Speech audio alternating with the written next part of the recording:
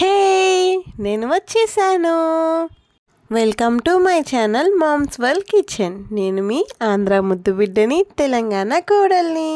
నిన్న కట్ చేసిన ఆకుకూరలతో కర్రీ చూపిస్తానన్నాను కదా, ఇదేనండి అది.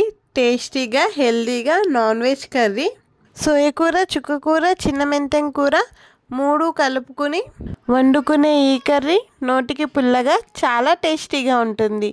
మరి ఇంకెందుకు ఆలస్యం, ఎలా చేసుకోవాలో చూసేద్దాం రండి.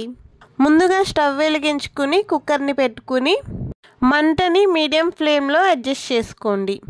ఇప్పుడు ఇందులో 3 టేబుల్ స్పూన్ల ఆయిల్ని వేసుకుని, ఆయిల్ వేడైన తర్వాత 2 పెద్ద సైజు ఉల్లిపాయలను చిన్న ముక్కలుగా కట్ చేసుకుని వేస్తున్నాను. అలానే 6 పచ్చిమిర్చి మధ్యలోనికి చీల్చి ముక్కలు కట్ చేసుకుని వేస్తున్నాను.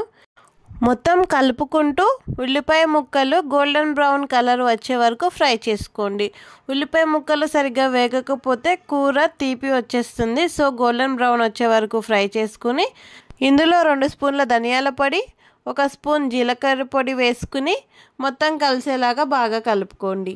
ధనియాల పొడి, జీలకర్ర పొడి కొంచెం వేగిన తర్వాత 1/2 టీ స్పూన్ అంత పసుపు కూడా వేసుకుని అది కూడా మంచిగా ఫ్రై అయ్యే వరకు మంచిగా కలుపుకోండి. ఇప్పుడు ఇందులోకి 3 స్పూన్స్ కారం వేస్తున్నానండి. నాన్ వెజ్ కర్రీ కదా, కొంచెం కారం ఎక్కువ వేసుకుంటేనే బాగుంటుంది. కారం కూడా మంచిగా ఫ్రై అయిన తర్వాత మటన్ దబ్బ 2 తీసుకుని ముక్కలుగా కట్ చేసుకుని మొత్తం క్లీన్ అయ్యే వరకు వాటర్లో కడుక్కున్నాను. కొంచెం ఉప్పు, నిమ్మరసం వేసి కడుక్కుంటే నీచు వాసన లేకుండా ఉంటుందండి. ఇప్పుడు దీన్ని ఫ్రై చేసుకున్న ఆనియన్స్లో వేసేసుకుందాము. ఇందులోకి 2 టేబుల్ స్పూన్ల అల్లం వెల్లుల్లిపాయ పేస్ట్, అలానే 2 టేబుల్ స్పూన్ల ఉప్పు వేసుకుని మంచిగా కలిసే వరకు కలుపుకోవాలి. ఇది కుక్కర్ నిండిపోయిందండి నేను అందుకే వేరే బాండీలోకి దీన్ని షిఫ్ట్ చేసేస్తున్నాను. మీ దగ్గర ఒకవేళ పెద్ద కుక్కర్ ఉంటే కనుక మీరు కుక్కర్లోనే చేసుకోండి, చాలా ఫాస్ట్గా అయిపోతుంది. నేను ఇక్కడ 2 దెబ్బలు తీసుకున్నాను కాబట్టి ఎక్కువైంది. మీరు 1 దెబ్బ తీసుకుంటే మీకు తక్కువ అవుతుంది. క్వాంటిటీస్ కూడా అన్నీ హాఫ్ చేసి వేసుకోండి. మొత్తం కలిసేలాగా బాగా కలుపుకుని మూతను పెట్టేస్తున్నాను. ఒక 5 నిమిషాల తర్వాత తీసి చూద్దాము.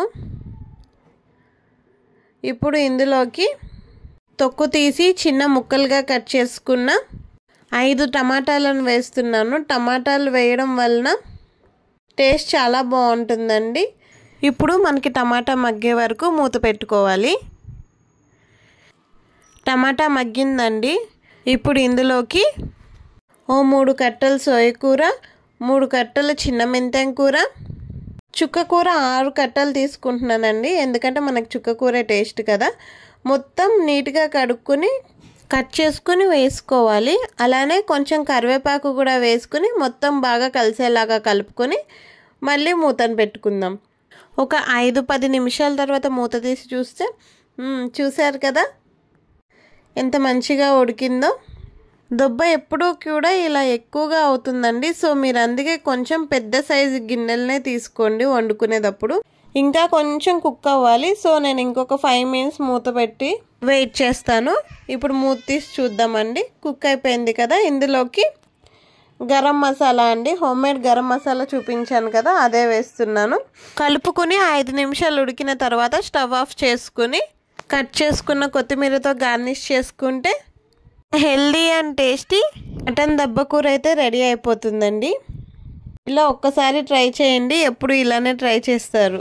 మరి ఇంకెందుకు ఆలస్యం, వెంటనే ఈ కూరను మీ ఇంట్లో వండి ఎలా వచ్చిందో కామెంట్ చేయండి.